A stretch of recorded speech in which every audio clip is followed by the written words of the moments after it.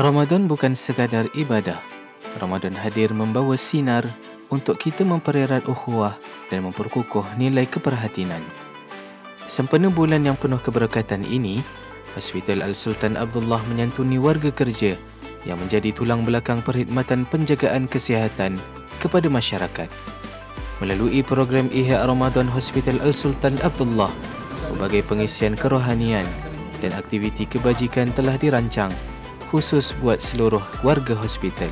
Pada setiap Jumaat jam 12.45 tengah hari, warga kerja diundang untuk menghadiri tazkirah Ramadan bagi memberikan kita satu ruang untuk berhenti sejenak dari kesibukan tugasan dan menghayati perkongsian yang akan disampaikan oleh penceramah.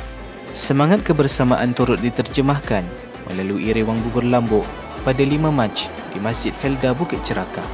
Program ini bukan sahaja mengeratkan ukhuwah, malah menyemarakkan semangat gotong royong dan kebersamaan bersama komuniti setempat. Pada 12 Mac pula, warga hospital bersama-sama menjayakan majlis khatam Al-Quran yang disusuli dengan iftar bedar yang di Surah Hasa bagi menzahirkan kesyukuran di samping memupuk kesatuan hati. Dalam memastikan kebajikan staf terus terpelihara, pihak hospital turut menyediakan pek bersahur khusus bagi staf yang bertugas secara shift.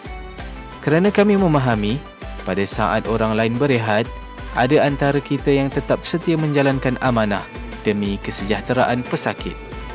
Pada setiap malam sepanjang Ramadan, surau utama Hasa diimarahkan dengan solat sunat tarawih dan witir bagi memperbaiki hubungan dengan Ilahi. Sesungguhnya, Ramadan adalah tentang kebersamaan, keperhatian dan kasih sayang. Diharap agar segala usaha ini menjadi asbab keberkatan buat seluruh warga Hospital Al-Sultan Abdullah dan terus menyatukan kita dalam semangat Ihya Ramadan. Ramadan Karim.